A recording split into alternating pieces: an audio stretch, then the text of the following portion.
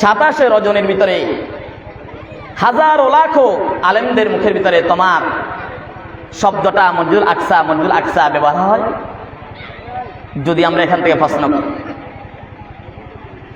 মসজিদুল আকসাকে প্রশ্ন করব, এ মসজিদুল আকসা, তোমার মাঝে এমন কি প্রভাব রয়েছে, এমন কি সম্মান রয়েছে, এমন কি মর্যাদা রয়েছে, যে মর্যাদার কারণে তোমার নাম হাজার হাজার লক্ষ লক্ষ মুসলমানগুলা আজকে 27 রজবের মধ্যে তোমার নাম উল্লেখ করা হবে? মসজিদের সঙ্গে সঙ্গে জবাব দিবেন, এ মুসলমান জাতিরা, তোমরা শুনো, তোমাদের হাজারো লক্ষ লক্ষ আম্বিয়া ইকরাম আলাইহিস সালাতু ওয়াস সালামেরা আমাকে বুকে নিয়ে শুয়ে আছেন।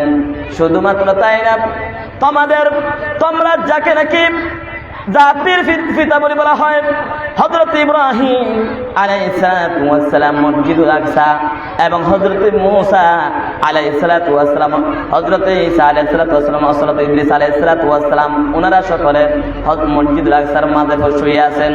মসজিদুল আকসা ফিলিস্তিনের জমিনের মধ্যে শুয়ে আছেন। অসংখ্য আম্বিয়া কিরাম আলাইহিস সালাতু ওয়াস সালাম গুলা মসজিদুল আকসার পাশে শুয়ে আছেন ফিলিস্তিনের জমিনের মধ্যে।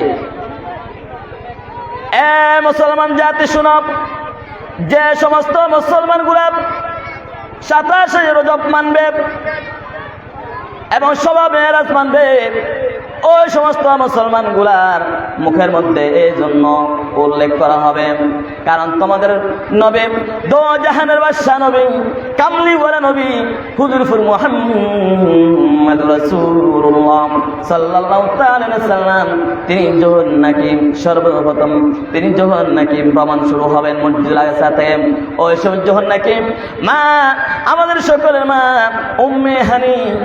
উম্মে হানির ঘরের মধ্যে যখন শুয়ে আছেন, এমন সময় আল্লাহ পাক রব্বুল আলামিন জিবরাইল আলাইহিস সালাতু ওয়াস সালাম ডাক দিলেন, জিবরাইল রে, ও জিবরাইল, যাও আমার হাবিবকে বলে দাও, ঘোষণা করিয়া দাও, আমি আমার হাবিবের সঙ্গে সাক্ষাৎ করার জন্য ইন্তজার করতেছি।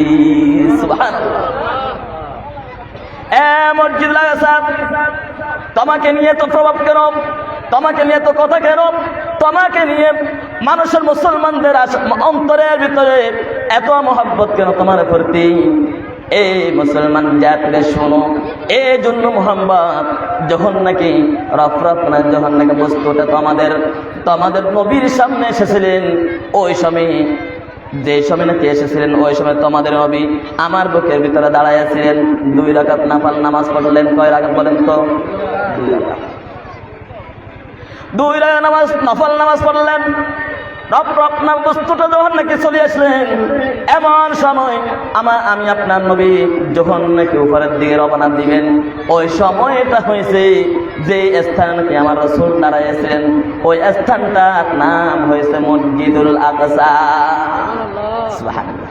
এই মসজিদুল আকসা আমরা লক্ষ কোটি কোটি মানুষ মুসলমান জাতি থাকা অবস্থায় ইসরায়েলের হাতে মসজিদুল আকসা চলে যাবে, এটাকে আমরা কখনো বরদাস্ত করব? কখনো না।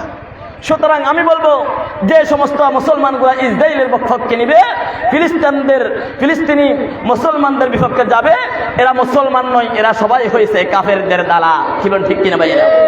আমার দেশের মাননীয় প্রধানমন্ত্রী তিনি বলেছিলেন, যখন নাকি খুব দ্রুতভাবে ফিলিস্তিনের জমিনের মুসলমানদেরকে, অসহায় মুসলমানদেরকে ফাঁকির মতন যখন নাকি মারতেছেন, এমন সময় আমার দেশের প্রধানমন্ত্রী মহিলা হওয়ার পরেও তিনি বললেন, হে ইসরায়েলের বাহিনীরা, তোমরা এবার অপেক্ষা করো, তোমরা এবার বন্ধ করো, তোমাদের যুদ্ধ বন্ধ করো।